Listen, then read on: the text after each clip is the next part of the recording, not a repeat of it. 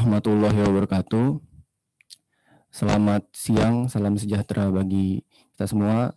Terima kasih atas kehadirannya Bapak Ibu rekan-rekan sekalian, peserta pelatihan pengolahan, analisis, dan visualisasi data-data rutin kesehatan.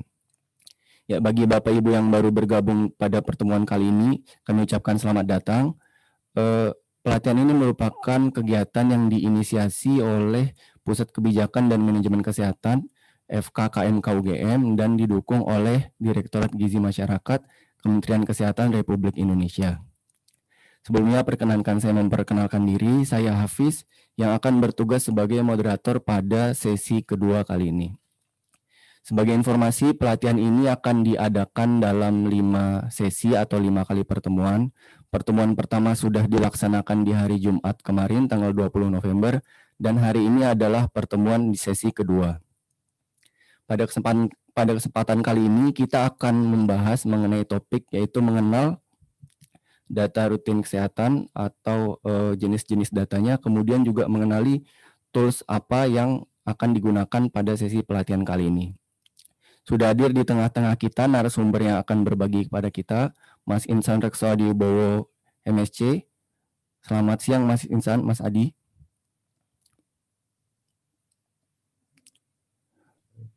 Ya, selamat siang Mas Hafiz. Ya, selamat siang. Terima kasih Mas Adi atas kehadirannya. Ya, Bapak Ibu, kami informasikan juga untuk mengisi daftar hadir yang sudah di-share di room chat Zoom. Kemudian bagi Bapak Ibu yang belum bergabung dalam grup WhatsApp, untuk mempermudah komunikasi kita untuk pertemuan-pertemuan selanjutnya, dipersilakan juga untuk bergabung di grup WhatsApp. Untuk linknya sudah tersedia di room chat Zoom juga. Ya baik, mungkin langsung saja kita ke agenda pertama, yaitu materi mengenali tipe, jenis, dan format data yang akan disampaikan oleh Mas Insan Rekso Adi Wibowo MSc. Kalau ada Mas Adi, kami persilahkan. Terima kasih Mas Hafiz. Selamat siang Bapak Ibu semua. Apa kabarnya hari ini? Di Jogja hari ini hujan cukup lebat. Jadi saya juga presentasi dari rumah. Baik, pada hari ini untuk sesi kedua dari rangkaian kegiatan kita untuk melakukan analisis data rutin, saya akan menyampaikan sebuah materi mengenai jenis-jenis data rutin dan bagaimana kita menyesuaikan metode analisis untuk menyesuaikan jenis-jenis data rutin tersebut. Nah, ini nanti saya akan melakukan presentasi sekitar 30 menit, lalu nanti di sesi kedua saya akan memberikan petunjuk untuk mengenalkan tools untuk analisis, lalu juga petunjuk untuk instalasinya. Jadi nanti biar ketika kita hari Rabu, Kamis, dan Jumat, kita sudah bisa melakukan tutorial, jadi kita akan lebih banyak prakteknya nanti. Cuman di sesi pertama dan sesi ini kami akan memberikan sedikit konteks, memberikan gambaran mengenai data rutin. Nanti kita akan ada sesi latihan juga di sesi selanjutnya. Baik, kita akan mulai presentasi saya. Saya izin share screen dulu. Baik, presentasi ini adalah kita akan berbicara mengenai jenis-jenis data rutin dan pendekatan analisisnya. Jadi seperti kita ketahui di Indonesia sebenarnya kita punya banyak sekali data rutin. Presentasi ini akan berfokus lebih banyak ke data rutin kesehatan tentu saja, karena saya kira Bapak Ibu yang hadir di sini adalah Bapak Ibu yang bergelut di bidang kesehatan. Jadi kita akan mengenali jenis-jenisnya apa saja. Saya tidak akan menyebutkan semua data rutin yang ada, tapi saya akan mengelompokkan data-data rutin itu dalam karakteristik tertentu dan bagaimana kita menyesuaikan pendekatan analisis, menyesuaikan dengan jenis-jenis data rutin yang ada. Baik. Jadi mungkin ada pertanyaan pertama. Ini juga kemarin ada pertanyaan dari yang dilontarkan pada saya. Sebenarnya apa sih yang membedakan data rutin kesehatan dengan bukan data rutin?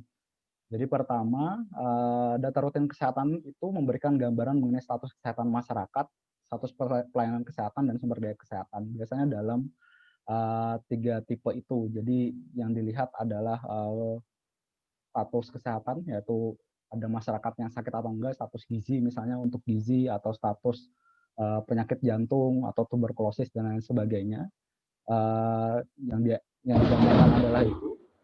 Lalu juga ada status pelayanan kesehatan, bagaimana utilisasi kesehatan, bagaimana utilisasi antenatal care, bagaimana utilisasi kunjungan neonatus, bagaimana kunjungan posyandu dan lain sebagainya.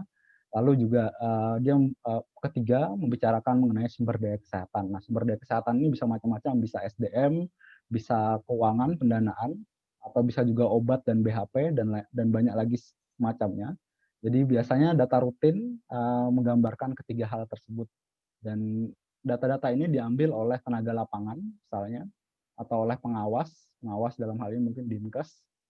Tenaga lapangan bisa jadi staf posyandu, kader posyandu, staf puskesmas maupun bidang koordinator. Lalu bisa juga dari surveyor yang ditunjuk otoritas kesehatan, misalnya dari biasanya riset-riset dari Balitbangkes menunjuk surveyor atau enumerator rekrutan untuk mengumpulkan data-data misalnya. Nah, lalu juga pada umumnya menggambarkan lagi tadi catatan kesehatan individu. Jadi Bapak Ibu yang sudah familiar dengan SKDN misalnya, nah itu adalah bentuk dari catatan kesehatan individu. Lalu untuk pelayanan yang diberikan, misalnya dari cakupan keempat maupun sumber daya kesehatan. Nah, ciri khas data rutin yang lain adalah dia digunakan untuk monitoring dan evaluasi sehingga update data pada umumnya cepat. Jadi kalau kita lihat data rutin biasanya update tiap bulan atau tiap 3 bulan atau tiap tahun. Tapi jarang sekali data rutin yang update-nya tiap 2 tahun atau tiap 3 tahun. Biasanya dalam bentuk survei kalau begitu. Dan ciri lainnya adalah pada umumnya tidak menggunakan sampling. Jadi implementasi biasanya dilakukan bertahap. Jadi walaupun tidak menggunakan sampling, biasanya dimulai secara bertahap. Misalnya PPGBM diawali di saya lupa berapa kabupaten kota, hanya sekitar puluhan kabupaten kota. Lalu sekarang menyebar ke 260 kabupaten kota lokus, lalu menyebar lagi ke ke seluruh kabupaten kota di Indonesia. Jadi biasanya walaupun tidak menggunakan sampling, implementasinya untuk data rutin dilakukan secara bertahap. Nah, yang paling penting adalah data rutin terintegrasi dengan building block sistem kesehatan. Jadi kalau misalnya building block sistem kesehatan kita bisa bagi ke dalam 4 proses. Pertama adalah input dan proses, lalu output, lalu outcome, dan terakhir di impact. Jadi dalam input dan proses misalnya kita di situ melihat tentang pendanaan, tentang SDM, tentang governance, tentang informasi. Nah, lalu di output kita bicara tentang ketersediaan layanan, akses layanan dan lain sebagainya. Lalu di outcomes kita bicara tentang coverage-nya, seberapa banyak masyarakat yang menggunakan layanan antenatal care misalnya, immunization coverage dan lain sebagainya. Lalu juga faktor risiko dan perilaku di masyarakat seperti apa. Dan terakhir kita bicara tentang impact-nya. Nah, saya masuk ke jenis data pertama, yaitu data yang berkaitan dengan ketersediaan sumber daya. Jadi atau yang disebut dengan resource records. Jadi ini jenis data rutin yang berkaitan dengan pemantauan berbagai sumber daya kesehatan. Jadi, misalnya obat, anggaran, SDM, dan sarana prasarana. Mungkin Bapak Ibu sudah familiar dengan beberapa sistem informasi yang atau sistem pengumpulan data rutin yang tugasnya adalah mengumpulkan data-data mengenai sumber daya kesehatan. Jadi elemen-elemen ini melibatkan elemen input dan proses. Kalau dalam building block kesehatan dia berada pada elemen input dan proses. Jadi di sini adalah elemen-elemen yang menjadi di bagian awal menjadi bagian input dalam menghasilkan sebuah pelayanan kesehatan. Nah, sumber daya kesehatan ini misalnya adalah data-data dari sistem informasi SDM kesehatan punyanya BPPSDM Kemenkes atau Imonef katalog obat milik Binfar itu untuk mengawasi untuk melihat penggunaan dan permintaan obat di fasilitas kesehatan.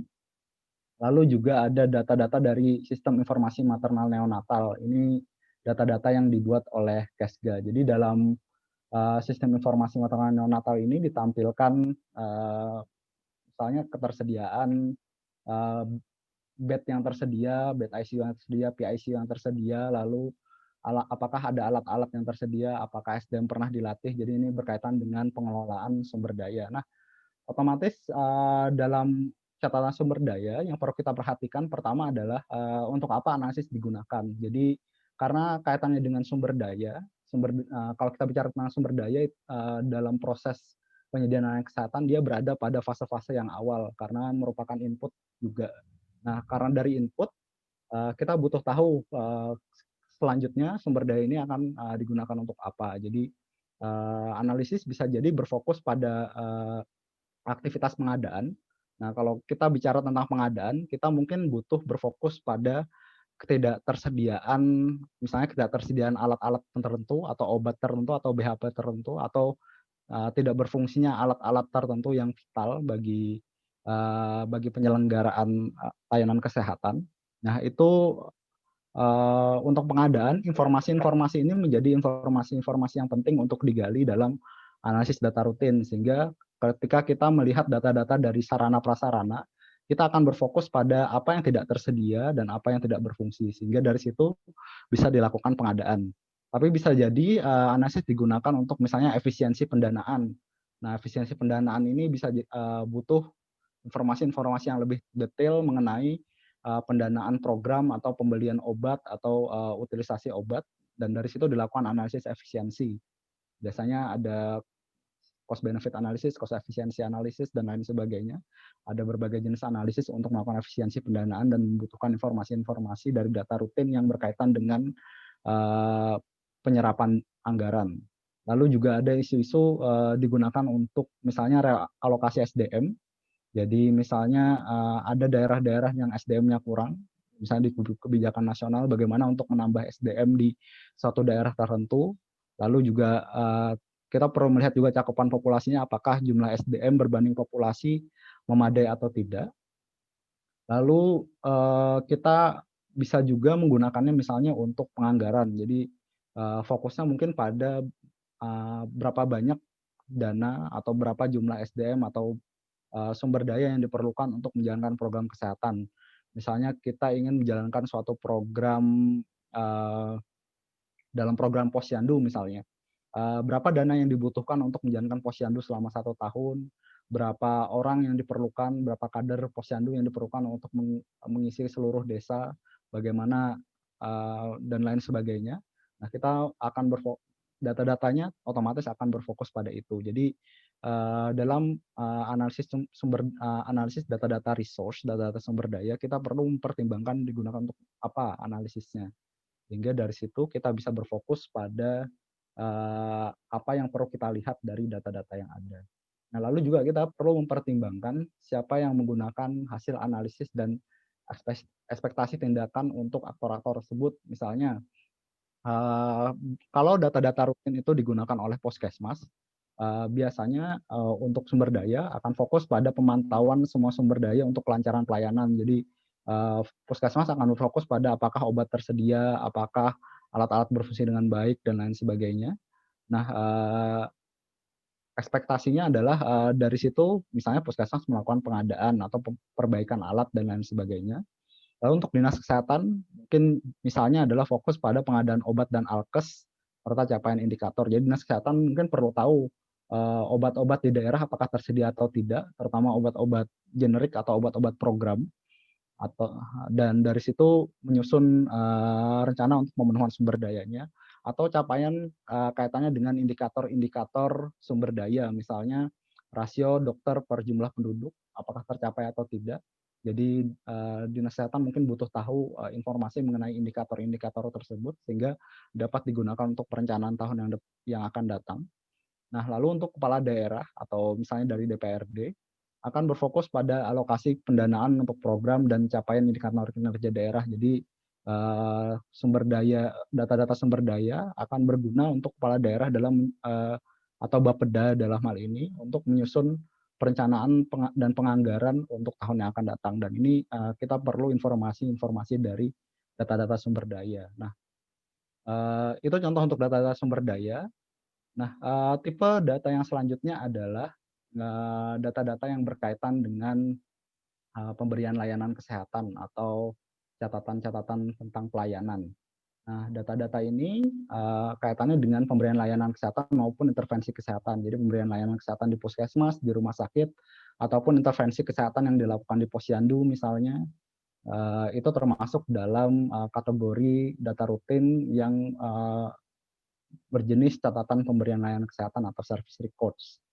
Nah, di sini biasanya kita membutuhkan data sasaran untuk melihat sejauh mana cakupan layanan. Jadi misalnya Bapak Ibu mungkin sering mendengar tentang cakupan K4, cakupan kunjungan neonatal, cakupan persalinan vaskes dan lain sebagainya.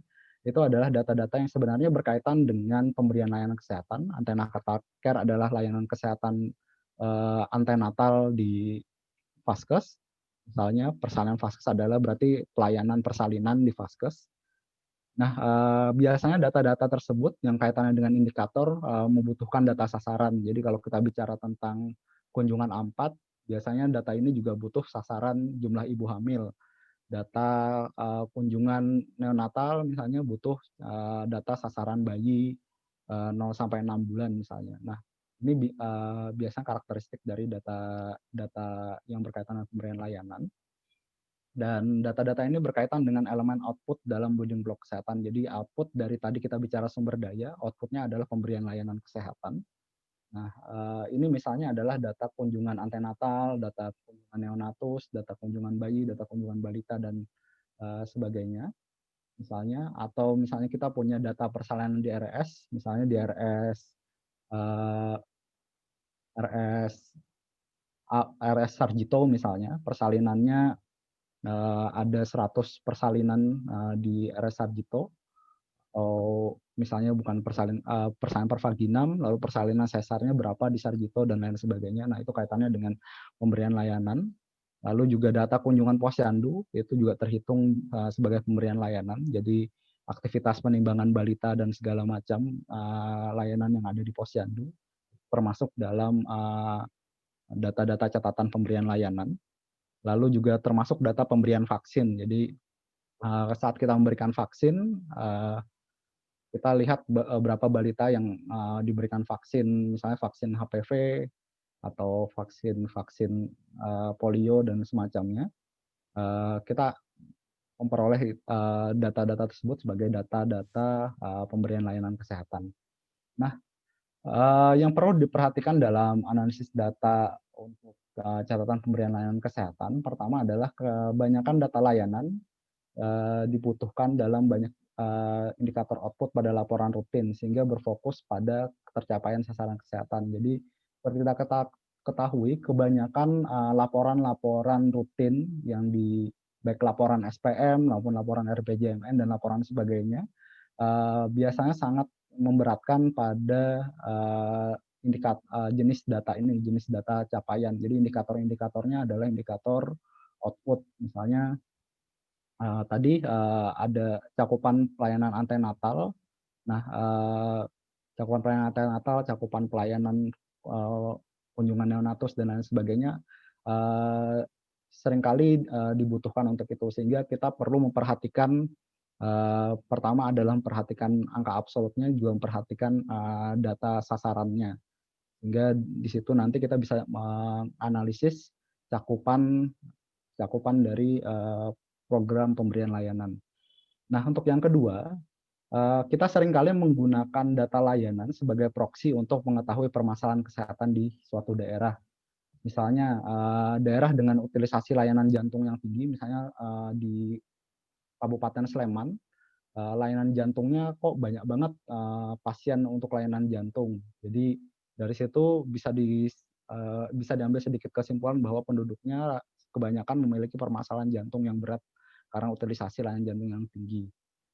Jadi dapat digunakan untuk itu. Lalu yang ketiga adalah data pemberian layanan berada di titik tengah antara proses dan outcomes. Jadi kalau kita balik ke data layanan kesehatan ini, pemberian layanan ini ada pada di antara input dan outcomes. Jadi sehingga ketika kita melakukan analisis, kita bisa mengaitkannya dengan sumber daya, misalnya penggunaan obat untuk tindakan medis.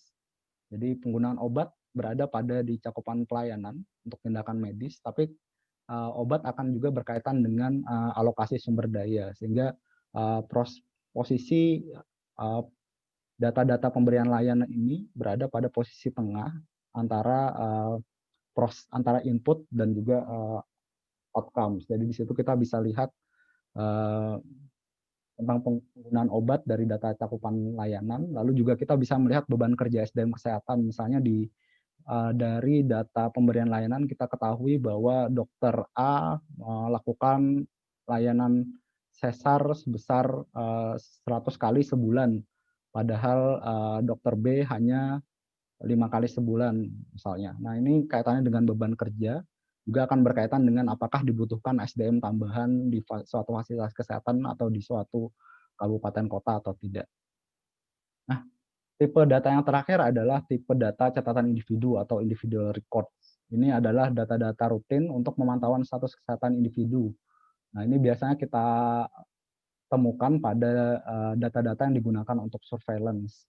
Jadi kalau dalam building block kesehatan dia berada pada bagian outcomes dan impact dari suatu layanan kesehatan. Jadi misalnya di catatan individu adalah pemantauan faktor risiko yang dilakukan rutin misalnya dalam satu kecamatan atau dalam satu kelurahan. Lalu mungkin yang sudah familiar adalah pemantauan status gizi dalam EPPGBM maupun SKDN. Di situ kita bisa lihat data-datanya biasanya data-data individu yang dipantau tiap bulan untuk melihat status gizi masyarakatnya. Lalu juga ada data rekam medis juga individu karena disimpan berdasarkan individu di rumah sakit. Jadi kita bisa tahu riwayat pelayanan dari seseorang selama berobat di suatu fasilitas kesehatan seperti apa. Lalu kita juga misalnya data individu dari BPJS Kesehatan. BPJS Kesehatan merekam semua semua klaim atau kunjungan yang dilakukan individu di baik di FKTP maupun email. Nah, ini termasuk juga dengan data-data yang bersifat catatan individu. Nah, secara umum data-data catatan individu itu terbagi dalam dua tipe. Jadi ada data yang sifatnya data global. Jadi data ini data surveillance yang mencakup seluruh populasi. Misalnya EPPGBM sampai saat ini sasarannya adalah mencakup seluruh populasi balita. Entah yang stunting, entah yang underweight, entah yang wasting, semuanya masuk dalam EPPGBM, lalu dipantau pertumbuhannya di situ.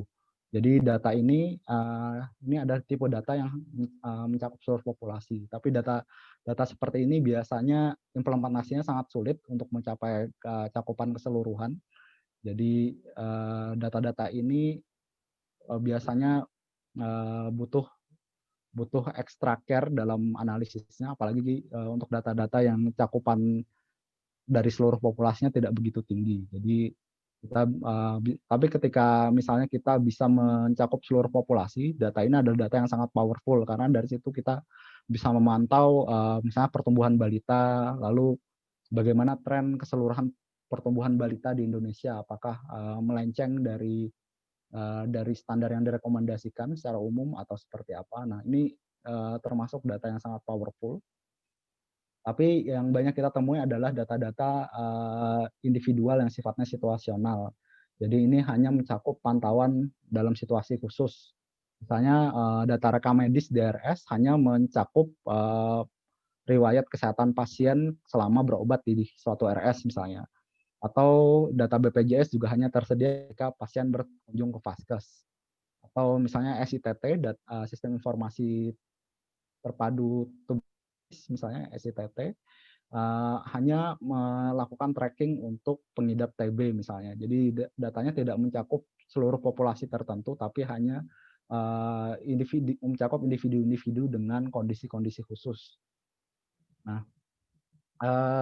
Nah, perlu diperhatikan adalah data-data untuk keperluan surveillance dan akan menekankan pada identitas dan lokasi individu untuk diberlakukan intervensi. Jadi data-data individu ini biasanya digunakan untuk itu, sehingga dalam data individu biasanya banyak hal-hal sensitif, misalnya nama, alamat, NIK, NKK, dan hasil analisisnya pun nanti kebanyakan dibutuhkan untuk melihat namanya siapa, alamatnya di mana, sehingga nanti bisa diberlakukan intervensi, atau nomor teleponnya apa untuk dipanggil misalnya ke rumah sakit dan lain sebagainya. Lalu juga selain untuk keperluan surveillance, data biasanya dilakukan untuk keperluan pelaporan status kesehatan masyarakat. Nah, ini biasanya kita agregasi di level kabupaten, misalnya dari EPGBM misalnya kita menemukan balita stunting dari data individu. kita agregasi di level kabupaten untuk mengetahui berapa banyak individu yang berapa banyak balita yang statusnya adalah stunting dan berapa persen balita yang stunting dibandingkan dengan seluruh balita di kabupaten misalnya. Nah, biasanya data individual mengarah pada dua jenis analisis itu. Jadi analisis untuk surveillance, lalu kedua adalah untuk pelaporan status kesehatan masyarakat ini dari agregasi. Tapi tentunya ada banyak jenis analisis lain yang bisa dilakukan dengan data individu. Misalnya untuk penelitian-penelitian yang butuh level lebih detail, penelitian epidemiologis, penelitian-penelitian genetik, dan lain sebagainya, bisa memerlukan data rutin dalam level individu. Nah, itu keperluan-keperluan khusus yang bisa dilakukan dengan data di level individual.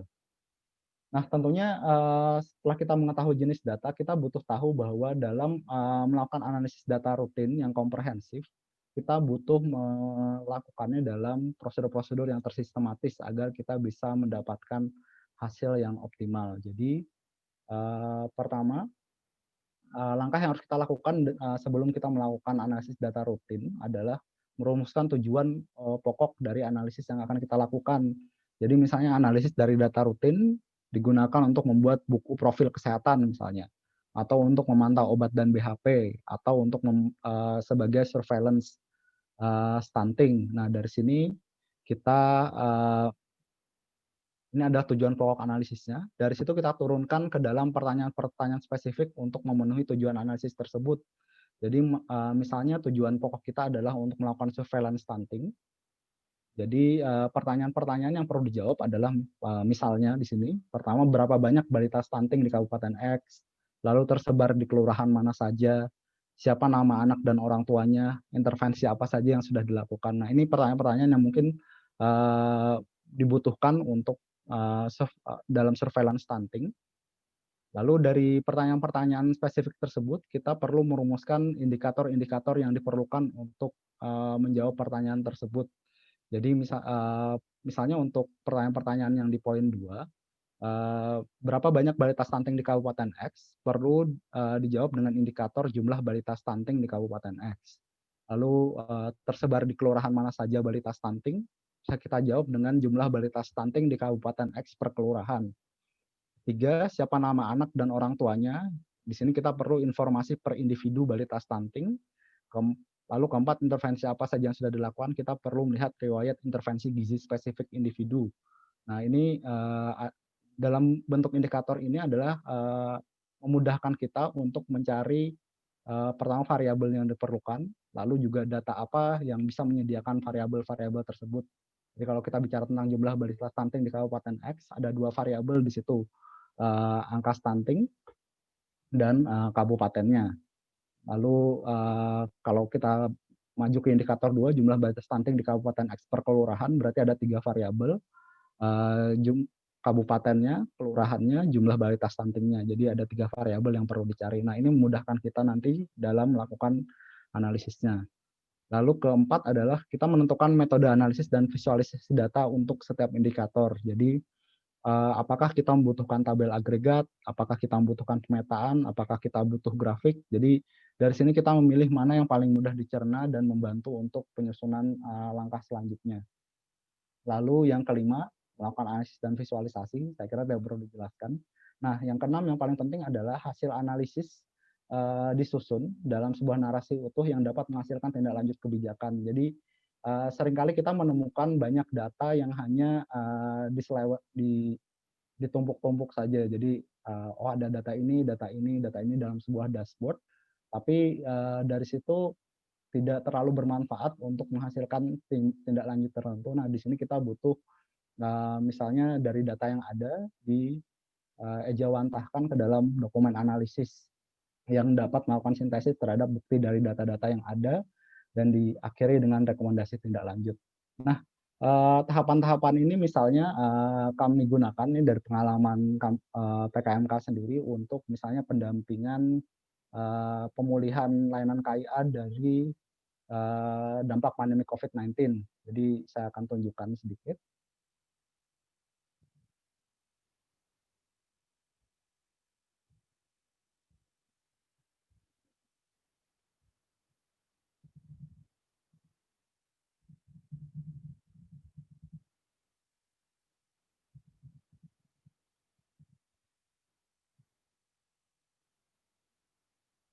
Ini misalnya adalah dashboard dengan menggunakan data-data rutin yang dikembangkan oleh PKMK untuk membantu Direktorat Kesga dalam mendampingi kabupaten kota untuk melakukan analisis situasi COVID-19 di daerahnya mereka masing-masing. Jadi di sini kita misalnya melihat satu kabupaten, misalnya Pandeglang, Banten, misalnya. Nah, tujuan pokok dari sistem ini adalah untuk mempermudah eksplorasi data, melihat hasil analisis dampak COVID-19 dan analisis kebijakannya serta rekomendasi kebijakan pemulihan dalam bentuk policy brief. Jadi tujuan pokoknya adalah untuk melihat dampak pandemi COVID-19 terhadap layanan-layanan KIA di kabupaten kota. Itu adalah tujuan pokok. Nah, lalu kita masuk ke pertanyaan-pertanyaan yang akan menjadi data-data di sini. Nah, pertanyaan-pertanyaan akan dijawantahkan ke dalam indikator-indikator. Nah, di sini kita akan melihat ada banyak indikator yang bisa digunakan untuk melihat dampak pandemi COVID-19. Misalnya, COVID-19 dapat berdampak pada angka kunjungan pertama ibu hamil misalnya. Lalu juga dapat berdampak pada kunjungan keempat atau persaingan vaskes, atau juga berdampak pada misalnya angka kematian ibu dan angka kematian bayi. Nah, ini misalnya kita lihat data K4 untuk tahun 2020 di Pandeglang misalnya. Contoh, nah kita bisa lihat di sini ada penurunan layanan yang cukup drastis di bulan Maret, April sampai Mei. Nah, ini di Pandeglang kebetulan memang di bulan-bulan ini adalah bulan-bulan mulai PSBB sehingga banyak ibu yang tidak melakukan kunjungan K4 di bulan-bulan ini. Nah, lalu di situ kita mungkin bisa melihat dampaknya pada angka kematian ibu atau angka kematian bayi di sini. Kita coba lihat kematian ibu, jumlah kematian bayi. Dari situ misalnya di sini terlihat bahwa turun. Oh, bisa jadi dampak COVID hanya pada kunjungan tapi tidak pada kematian ibu misalnya karena kematian ibu turun. Nah, data-data yang digunakan bisa digunakan untuk melihat dampak dari dalam hal ini dalam dashboard ini adalah dampak dari pandemi COVID-19 terhadap layanan KIA. Nah, hasil dari grafik-grafik ini disusun menjadi sebuah dokumen hasil analisis. Jadi misalnya ini adalah analisis dampak dari Kabupaten Pandeglang. Di sini dituliskan bagaimana misalnya pendahuluan, tujuannya apa, metodenya apa, lalu hasilnya di sini menghasilkan bahwa di sini ada dampak pandemi COVID-19 di bulan Maret sampai September 2020 seperti apa. Lalu dari situ diinterpretasikan hasil datanya. Jadi data setiap, misalnya di sini diketahui data setiap indikator fluktuatif dari bulan ke bulan, cakupan peserta KB seperti apa. Jadi apa dampaknya jadi selama pandemi, misalnya kegiatan posyandu dihentikan, lalu ada intervensi apa yang sudah dilakukan daerah dan lain sebagainya. Nah, ini bagian dari kita menggunakan data-data rutin untuk membuat sebuah dokumen analisis yang utuh di sini. Nah, saya kembali ke slide lagi.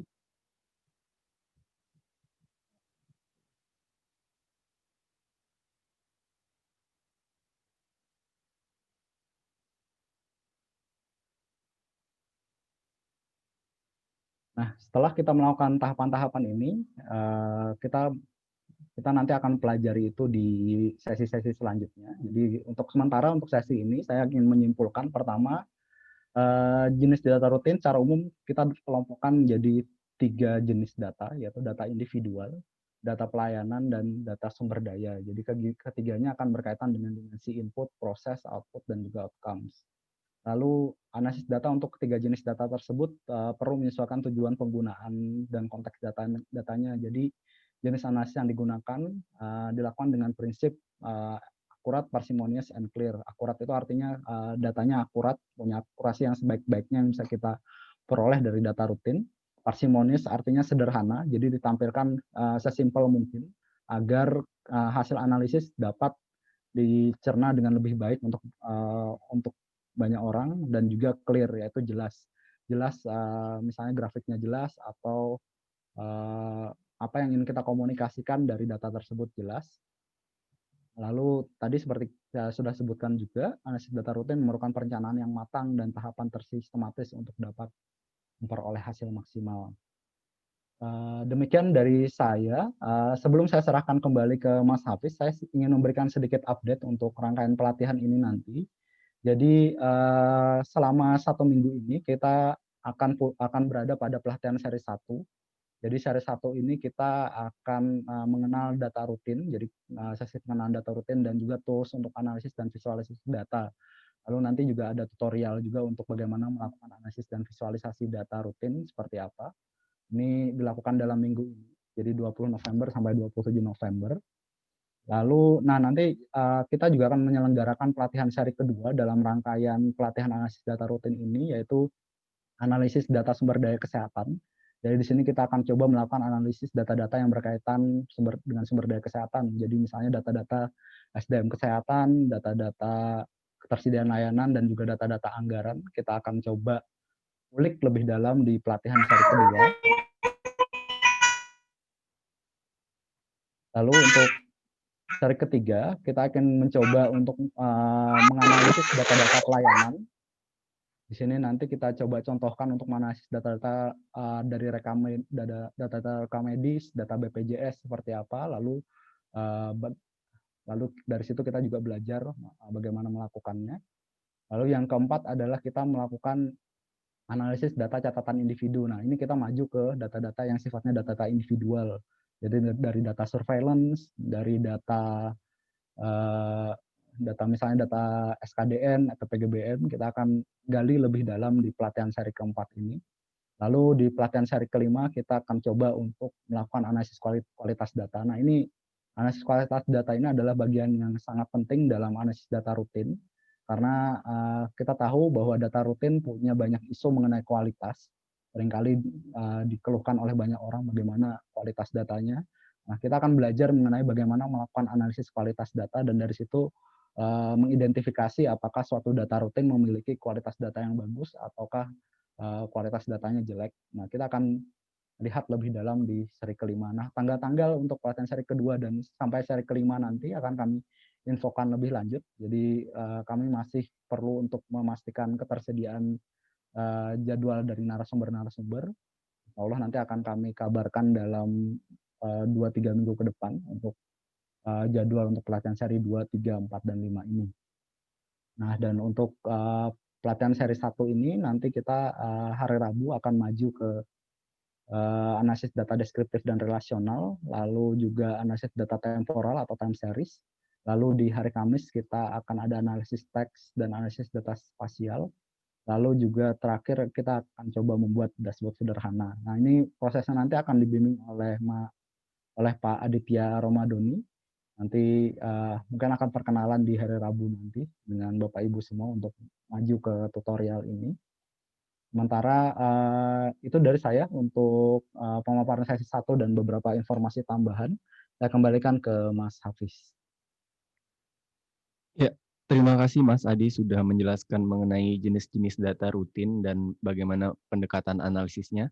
Kita langsung lanjut ke diskusi ya Mas ya, karena sudah ada beberapa pertanyaan yang masuk. Pertanyaan pertama dari Ibu Dewi. Pertanyaan begini Mas, bolehkah kami minta analisis untuk kebutuhan SDM dengan apa? Dan apakah bisa juga dipakai untuk melihat kebutuhan tempat tidur atau kamar operasi di sebuah rumah sakit? Bisa Bu, nanti kita coba akan gali itu lebih lanjut di pelatihan yang seri kedua. Jadi untuk seri 1 ini kita coba familiar dengan tools yang bisa digunakan untuk analisisnya. Nanti seri kedua kita coba akan banyak pakai contoh kasus, termasuk data-data yang katanya SDM atau individual. Tapi sebagai gambaran, PKMK sudah melakukan analisis untuk berbagai jenis data rutin, walaupun levelnya masih level nasional. Saya izin share dulu di sini. Data-datanya ada di dalam dashboard sistem kesehatan. Bapak Ibu bisa masuk di kebijakan-kesehatan-indonesia.net, lalu klik untuk dashboard sistem kesehatan nasional. Ini misalnya adalah kita mencoba untuk memetakan resource SDM misalnya. Kami menggunakan data-data dari RS Online, itu termasuk data rutin juga, untuk memetakan di mana saja SDM kesehatan untuk mana saja. Misalnya di sini kami memetakan SDM sekarang mungkin yang lagi dibutuhkan adalah spesialis paru. Karena masa COVID, jadi kita lihat bagaimana persebaran spesialis paru di Indonesia. Kita bisa lihat per kabupaten seperti apa. Kita bisa lihat spesialis paru di Indonesia kebanyakan berpusat di Jawa, Sumatera bagian tengah sampai utara, Kalimantan Timur. Tapi kita bisa lihat persebaran spesialis paru di daerah berkurang. Nah, ini akan punya implikasi kebijakan. Misalnya ada beberapa rekomendasi kebijakan yang kami keluarkan dari visualisasi ini. Itu salah satunya untuk pemerataan SDM kesehatan, lalu juga kebijakan untuk pendidikan dokter spesialis dan lain sebagainya. Kita mengandalkan data-data seperti ini untuk mendapatkan gambaran mengenai persebaran SDM kesehatan misalnya. Ada banyak juga data yang lain, misalnya persebaran layanan rumah sakit dan lain sebagainya. Bapak Ibu bisa eksplor sendiri di DAS. Nah, itu contoh bagaimana data rutin kesehatan bisa digunakan dengan tujuan tertentu dan divisualisasikan untuk menggambarkan situasi mengenai SDM. Nah, itu kaitannya juga akan menjadi realokasi SDM secara nasional. Tapi mungkin untuk level fasilitas, kita butuh cara yang berbeda lagi. Nah, ini juga nanti menarik untuk kita dalami. Gitu, Mas. Ya, terima kasih Mas Adi. Berarti jawabannya bisa ya Bu untuk melihat kebutuhan SDM ataupun kebutuhan tempat tidur. Ya, bagi Bapak Ibu atau rekan-rekan sekalian juga dipersilahkan jika ada yang ingin disampaikan atau bertanya. Ini sudah ada yang mengangkat tangan, Pak Ahmad Syafi'i. Pada Pak Ahmad Syafi'i, kami persilahkan Pak untuk meng-unmute mic-nya.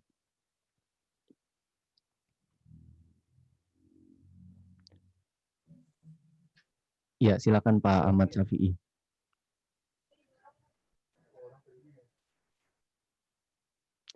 Ya, sepertinya belum, kita coba lihat. Ya, halo Pak. Ya, mungkin kita lihat pertanyaan yang ada di room chat Zoom juga. Kemudian ada pertanyaan nih Mas Adi dari Ibu Niken Nurwidya Kusuma. Apakah DHIS 2 termasuk software untuk visualisasi data-data rutin di Puskesmas? Ya, betul Bu. DHIS 2 termasuk dalam survei data rutin, DHIS 2 atau ASDK ya, mungkin dikenal dengan dua nama itu, aplikasi satu data kesehatan.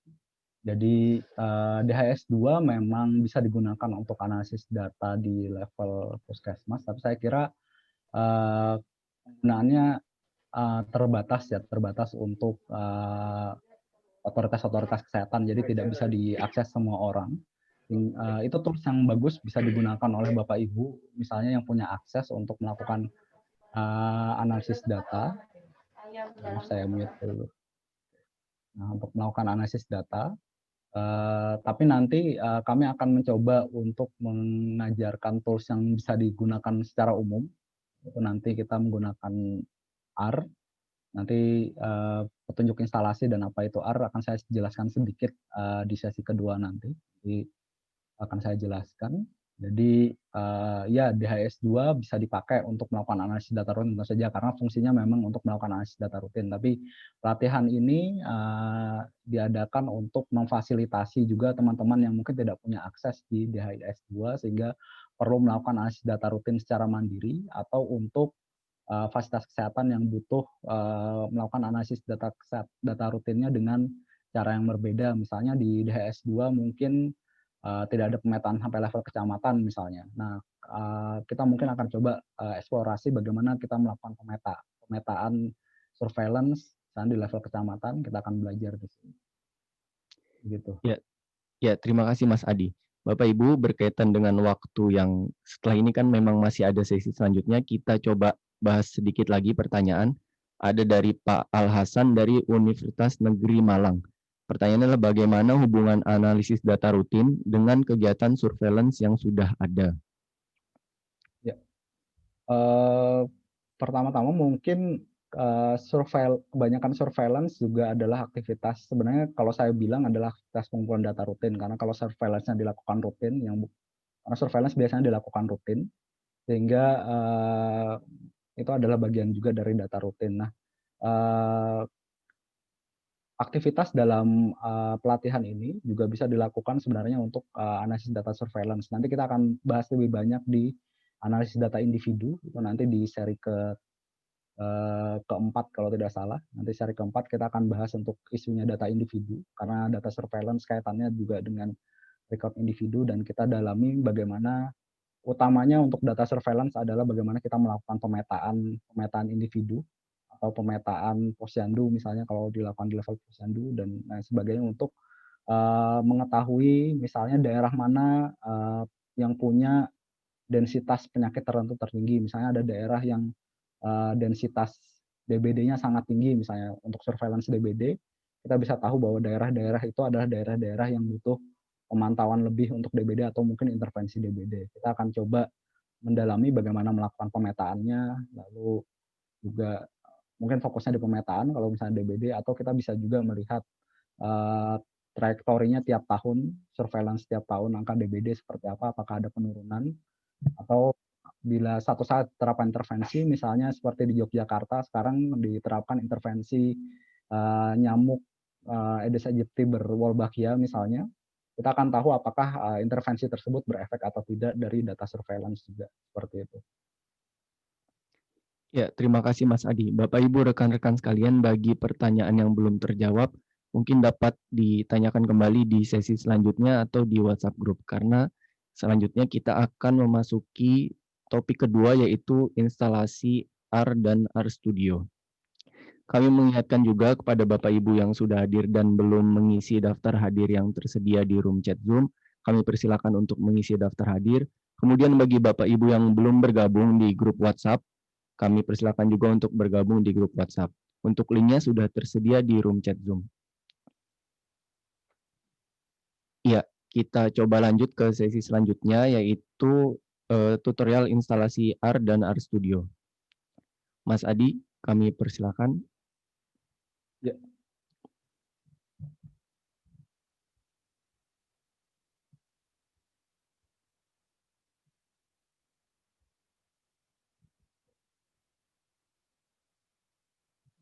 Maaf, saya share screen dulu.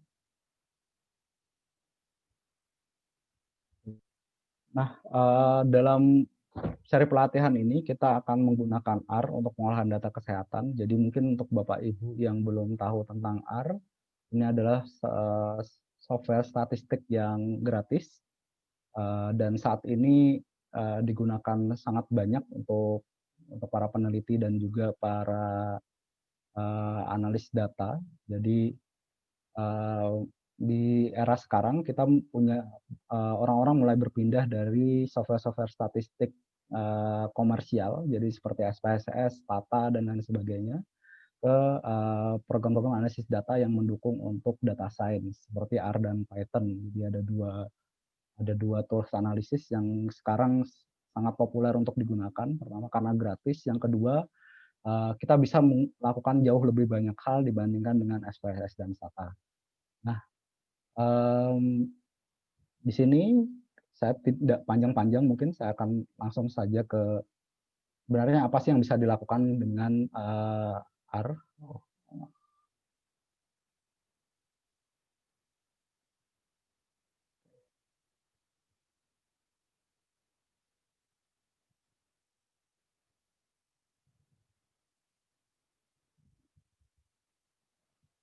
Apakah suaranya terdengar, Mas Hafiz?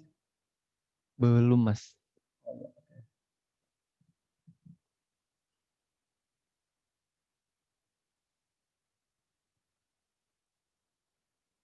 Oke, misalnya skip saja.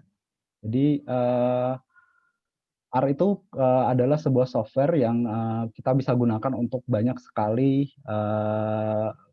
aktivitas. Pertama kita bisa menggunakan R untuk melakukan analisis epidemiologi. Jadi di sini saya sambil pindah-pindah ya.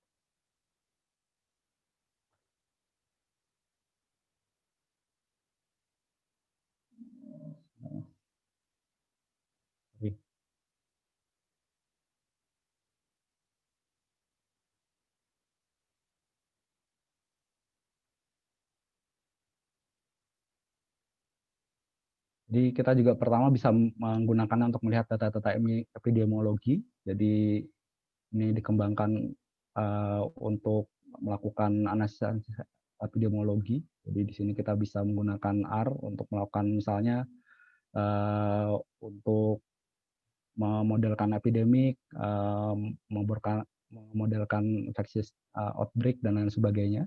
Sini banyak resource-nya. Lalu juga kita dapat menggunakan R untuk melakukan visualisasi data.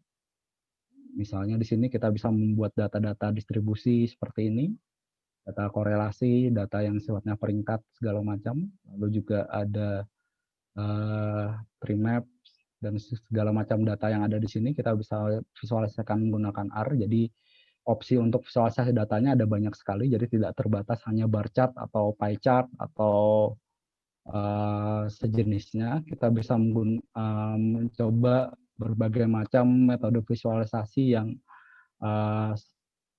yang dapat membantu kita melakukan analisis. Kita juga bisa melakukan pemetaan di sini misalnya. Lalu juga ini untuk melakukan analisis data spasial. Dari sini kita misalnya bisa melakukan pemetaan lokasi dan lain sebagainya.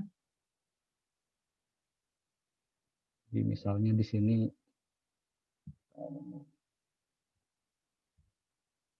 misalnya ini adalah pemetaan untuk Mohon maaf, konsentrasi Pak, penduduk. ini layarnya masih di PowerPoint. Oh ya, mohon maaf. Oke, saya ulangi sedikit. Jadi tadi maaf karena layarnya tidak tershare. Sudah tershare, Mas? Sudah, Mas, sekarang. Oke. Nah, ini tadi yang untuk epidemiologi. Di sini ada berbagai proyek untuk epidemiologi. Kita bisa melakukannya untuk analisis epidemik, analisis outbreak, dan lain sebagainya. Jadi dalam situasi COVID-19 seperti sekarang, pemodelan-pemodelan bisa dilakukan dengan R, yang mungkin agak sulit pemodelan itu dilakukan di dalam SPSS maupun Stata. Kita juga bisa membuat berbagai macam visualisasi data. Jadi ini jenis-jenis grafik yang bisa kita buat, misalnya ada box plot, histogram, heatmap, choreogram, bar plot, dan lain sebagainya, dendrogram, pemetaan pun. Lalu juga kita bisa melakukan pemetaan, membuat heatmap, dan lain sebagainya, yang biasanya mungkin kalau di JIS ada software sendiri kayak Quantum JIS atau ArcGIS dan lain sebagainya. Kita bisa gunakan itu juga untuk R. Jadi ada banyak hal yang bisa digunakan. Salah satunya juga kita bisa membuat aplikasi interaktif atau bisa membuat dashboard dari sini. Lewat Shiny misalnya, ini adalah contoh dashboard yang dibuat dengan menggunakan R.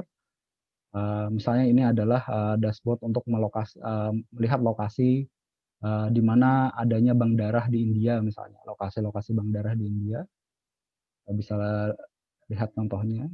Jadi ini juga sudah digunakan banyak pemerintah daerah di luar negeri sana untuk melakukan analisis. Nah, di sini kita bisa lihat ada di mana, terus kontaknya siapa. Kita bisa membuat aplikasi ini dengan menggunakan R. Letak-letak rumah sakit yang letak-letak bank darah di India misalnya, ini untuk India. Atau juga sesimpel membuat dashboard seperti ini. Ini adalah dashboard dari New Zealand, dibuat dengan menggunakan R juga.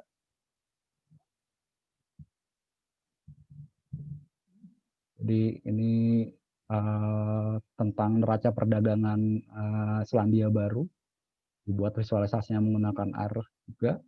Jadi dan pembuatan dashboard ini relatif mudah dilakukan walaupun tanpa harus menggunakan tools-tools seperti JavaScript, HTML, dan lain sebagainya. Kita bisa coba membuat ini dengan menggunakan R juga.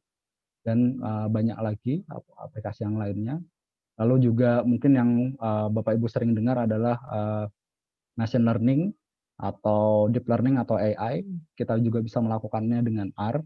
Jadi kalau Bapak Ibu sering mendengar kata AI, bagaimana sih membuat sistem AI? Sebenarnya pemodelan-pemodelannya dilakukan dengan mesin-mesin komputasi statistik seperti R atau Python ini. Nah, itu juga bisa tracking Twitter dan lain sebagainya. Kita bisa menggunakan R di sini. Nah, tanpa panjang lebar, saya maju ke petunjuk instalasinya. Jadi kita masuk ke instalasi R. Pertama, yang perlu Bapak Ibu lakukan adalah melakukan download dan install R di https://cran.rproject.org. Mas Hafiz bisa tolong kopikan linknya ke chat biar Bapak Ibu lebih gampang. Ya, baik.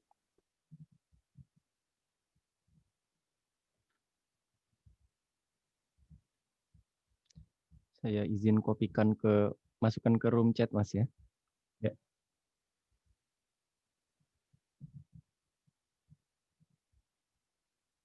Bapak Ibu akan masuk ke sini. Bisa coba bimbing satu-satu. Nah, di halaman ini Bapak Ibu bisa melakukan instalasi. Silakan pilih OS yang digunakan. Jadi untuk Mac, klik download R for Mac. Jadi untuk Bapak Ibu yang menggunakan Windows juga kita akan download R for Windows di sini. Nah, saya akan contohkan untuk yang menggunakan Windows, klik di download R for Windows. Lalu di sini kita pilih install R for the first time. Jadi untuk Bapak Ibu yang belum pernah melakukan instalasi sebelumnya, kita klik ini install R for the first time. Klik, setelah diklik lalu kita download ini. File, terus download.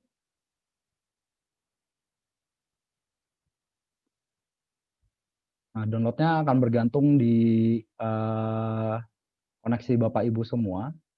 Jadi ini kita biarkan dulu. Nah, kalau selagi kita menunggu download untuk R, kita download juga untuk aplikasi R Studio. Jadi aplikasi R Studio ini adalah aplikasi yang membantu kita untuk membuat analisis dengan R. Jadi R itu adalah semacam bahasa programming. R Studio adalah semacam SPSS-nya atau semacam statanya untuk membantu kita melakukan analisis dengan bahasa pemrograman R. Nah, di sini kita bisa klik R Studio.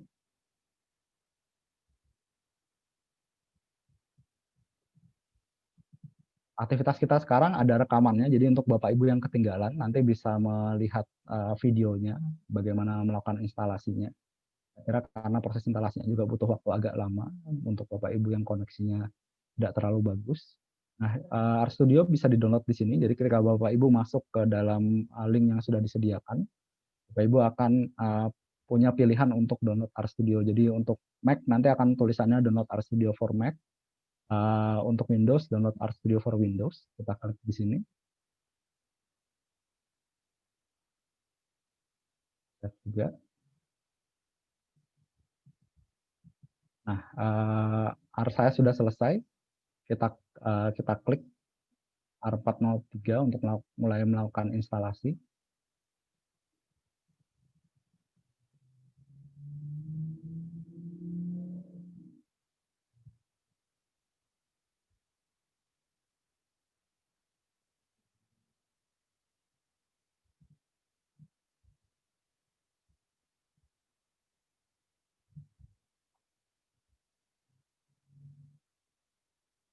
Nah, di bagian awal Bapak Ibu akan diminta memilih bahasa.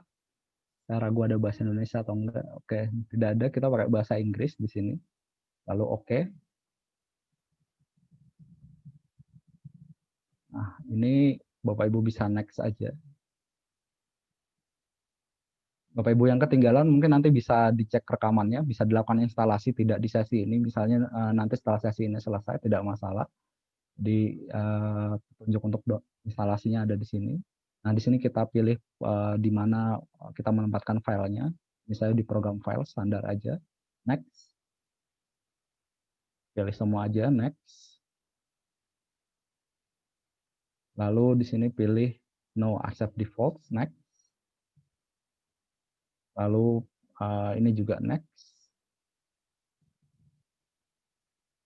Lalu ini juga next, tidak masalah. Atau misalnya kalau ingin ditambahkan ke desktop, kita klik ini tapi tidak perlu. Kita next saja. Nah, ini sudah maju ke instalasi. Saya cancel karena saya sudah install R. Saya akan tunjukkan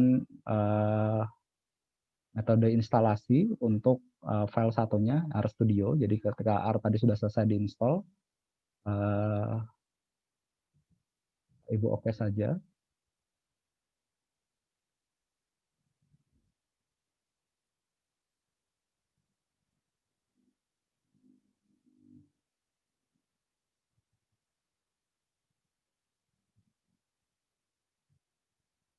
Oh, mohon maaf.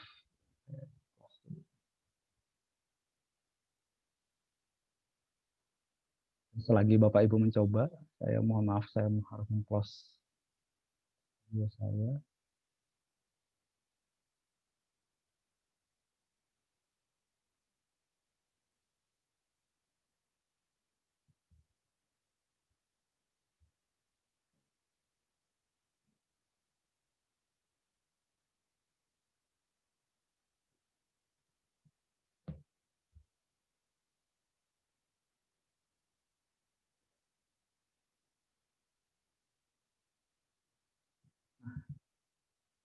Oke, ini kita masuk dalam untuk install RStudio, akan muncul layar seperti ini kalau kita klik file instalasinya, lalu kita klik next, next saja, next saja, lalu sudah.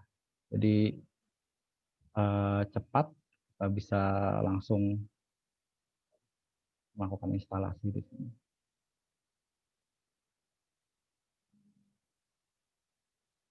Lalu kita tunggu untuk selesai. Nah, itu untuk metode instalasinya. Mungkin kalau sudah, saya akan tunjukkan kalau misalnya sudah berhasil, Bapak Ibu bisa membuka. Kita tunggu, mohon maaf karena tidak bisa di-cancel. Mungkin sambil ini saya coba jawab pertanyaan dulu, Mas. Ya, Mas, ini sudah ada beberapa pertanyaan yang masuk. Terkait Yang instalasi. dari Ibu Eni Purwaningsih. Pertanyaannya adalah, apakah R juga bisa untuk membuat peta sebaran secara otomatis dengan data yang sudah di-input di Excel, Mas Adi? Bisa sekali, Bu. Jadi kemudahan R adalah kita bisa mengintegrasikannya dengan data-data dari Excel atau data-data yang dari online. Jadi kita bisa menarik data yang tersedia secara online, lalu kita update, misalnya kita buat sistemnya untuk mengupdate tiap hari, misalnya dari data yang tersedia online, kita bisa melakukan itu. Jadi untuk itu akan mudah sekali, terutama data-data baik dari Excel, Stata maupun SPSS juga bisa dimasukkan ke dalam R. Jadi fleksibilitasnya sangat tinggi, Bu, untuk melakukan analisis. Ya, kemudian tadi juga sempat ada pertanyaan, apakah R bisa diinstal di MacBook, dan sudah terjawab, Mas Adi, ya, memang bisa sesuai dengan nanti bisa Windows atau bisa MacBook, ya. Kemudian ada pertanyaan selanjutnya dari Pak Hamdan, apakah aplikasi R ada dalam versi Android atau hanya tersedia versi laptop saja? Sejauh ini hanya sebenarnya bisa kita melakukan R di versi Android, tapi tidak optimal saya kira. Jadi tidak ada R untuk versi Android. Jadi aplikasinya mungkin bisa diakses di Android. Jadi seperti pemetaan dan lain sebagainya, kita bisa akses dari Android, dari HP Android maupun iPhone masing-masing. Tapi untuk programmingnya, untuk membuat analisisnya, bagaimana software analisis lainnya, mungkin membutuhkan layar yang besar dan sistem yang lebih diperuntukkan untuk analisis, sehingga biasa memang perlu dilakukan di laptop, jadi baik Windows maupun Mac. Ya, Mas Adi, ini ada pertanyaan lanjutan dari Ibu Eni Purwaningsih yang tadi bertanya tentang peta persebaran dari data yang diinput di Excel. Apakah akan dilakukan pendampingan untuk mencoba melakukan dari Excel ke R dan jadi visualisasi itu, Mas? Ada, nanti hari Rabu dan Kamis kita akan coba melakukan pendampingan untuk itu. Jadi untuk pemetaan kita akan coba hari Kamis nanti. Jadi kita akan coba pakai data dari Excel, lalu digunakan untuk melakukan pemetaan. Ya, kemudian ada lagi, Mas, dari Ibu Juanita, cukup teknis mungkin. Tadi untuk install R yang mana yang dipilih? Download R 4.3 85 MB yang 32 atau 64 bit. Ini bagaimana, Mas? Berarti disesuaikan dengan laptopnya atau? Saya bukakan ya. Ya. Oke. pilih yang ini Bu. Jadi yang paling atas ini, klik download R403 for Windows ini.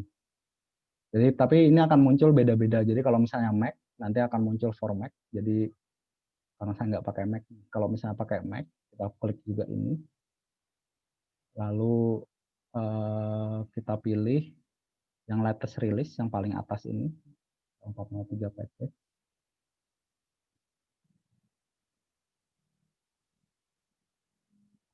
Lalu install package-nya dengan metode tertentu. Nah, nanti untuk Mac mungkin saya akan berikan video tutorialnya tersendiri karena agak berbeda prosedurnya dengan di Windows. Jadi kebanyakan dilakukan lewat terminal. Mungkin Bapak Ibu yang menggunakan Mac nanti saya bikinkan videonya untuk instalasi dengan Mac. Saya kebetulan sekarang lagi tidak pegang Mac, jadi mungkin besok nanti saya coba akan bikinkan video tutorial untuk melakukan instalasi R di Mac karena memang agak sedikit lebih ribet dibandingkan di Windows. Jadi mohon maaf untuk Bapak Ibu yang menggunakan Mac. Kita masih ada waktu juga sebelum hari Rabu besok nanti akan saya share linknya untuk instalasi di Mac. Ya, Atau baik. misalnya Bapak Ibu perlu mencari sendiri di YouTube juga banyak metode instalasi. Ya, baik. Sebagai informasi Bapak Ibu rekan-rekan sekalian, untuk materi dan rekaman kegiatan akan kami share nanti linknya di grup WhatsApp. Saat ini memang sedang kami rapikan, lalu akan kami share. Kemudian ada pertanyaan Mas dari Ibu Flora Aninditya. Beliau sudah pernah menginstal R versi 3.6.1. Mohon saran apakah sebaiknya diinstal ulang dengan versi terbaru atau dapat menggunakan versi yang sekarang ada di laptop beliau? Uh, Sebenarnya tidak apa-apa pakai versi yang sekarang, tapi di R versi 4.0 itu ada cukup banyak perubahan. Mungkin Mbak Flora ya yang nanya. Mbak Flora bisa googling untuk cara update RBase di situ. Jadi biar lebih terupdate dibandingkan yang digunakan sekarang. Itu saran saya seperti itu. Tapi saya kira untuk analisis yang kita lakukan dalam 2-3 hari ke depan tidak masalah dengan R versi 361. Ya, begitu Bu Flora. Jadi bagi Bapak Ibu rekan-rekan sekalian yang belum sempat mengikuti untuk menginstal R dan R Studio, nanti akan kami share juga rekaman dan video penjelasannya di grup WhatsApp. Kami persilakan kembali bagi Bapak Ibu rekan-rekan sekalian yang ingin menyampaikan tanggapan atau mungkin ada pertanyaan, bisa melalui room chat Zoom atau langsung meng-unmute mic-nya.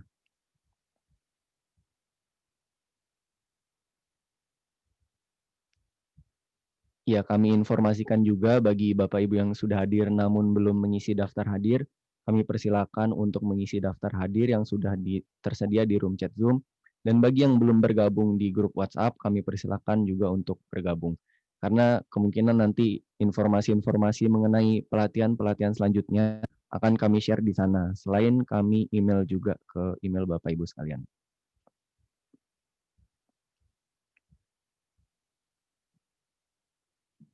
Ya, mungkin Mas Adi ada yang ingin disampaikan kembali, Mas? Mungkin Oh iya, eh, masuk Mas pertanyaan dari Pak Rohman Hasan. Apakah bisa dicontohkan data online yang bisa secara real time terintegrasi dengan R? nanti kita coba contohkan di sesi selanjutnya. Mungkin plannya tidak dalam seri 1 ini, tapi nanti di seri selanjutnya kita akan coba tunjukkan untuk integrasi data online. Jadi kita fokusnya untuk seri 1 ini memang hanya basic dulu. Nanti kita coba juga untuk data online. Jadi basic artinya adalah menggunakan data yang dari format yang ada, misalnya dari Excel atau dari CSV atau dari file-file yang biasanya digunakan untuk analisis data. Tapi nanti kita bisa coba bikinkan semacam seri tersendiri untuk menggunakan data online dalam analisis kita. Ya, untuk Ibu Eva tadi pertanyaan bagaimana cara bergabung di grup WhatsApp. Sudah kami sediakan linknya Bu di room chat Zoom, tinggal diklik nanti insya Allah akan langsung masuk ke grup pelatihan data rutin kesehatan. Ya, kalau sudah tidak ada yang ingin disampaikan kembali dari Bapak Ibu rekan-rekan sekalian, mungkin dari Mas Adi ada closing statement atau mungkin penjelasan mengenai pelatihan selanjutnya? Baik, seperti saya sampaikan sebelumnya, pelatihan selanjutnya akan kita lakukan di hari Rabu pukul 14.00, nanti akan dibimbing oleh Mas Aditya untuk melakukan, beberapa analisis dengan R. Mungkin kita tidak masuk ke data rutin yang tersedia dulu untuk hari Rabu dan Kamis.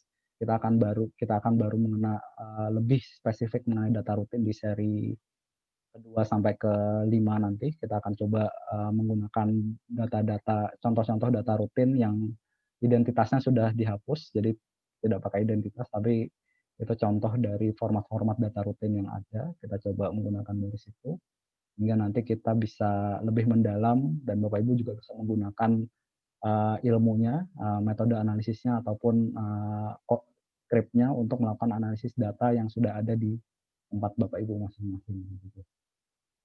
Ya, baik. Terima kasih Mas Adi atas materi dan informasi yang diberikan pada hari ini. Ya, baik Bapak Ibu sekalian, kami informasikan juga bahwa link untuk pertemuan-pertemuan selanjutnya di minggu ini masih sama seperti yang sudah di-share di WhatsApp group atau yang dikirim di email. Jadi tidak perlu mencari link baru karena linknya masih sama. Jadi mohon disimpan link tersebut untuk pertemuan di hari Rabu, Kamis, dan Jumat. Kami ingatkan juga bagi yang belum mengisi daftar hadir untuk dapat mengisi daftar hadir. Mengenai materi-materi, presentasi, kemudian rekaman kegiatan akan kami share selanjutnya di grup WhatsApp atau kami email juga. Ya, jika sudah tidak ada yang ingin disampaikan atau tanggapi, tolong share PPT. Iya Bu, baik.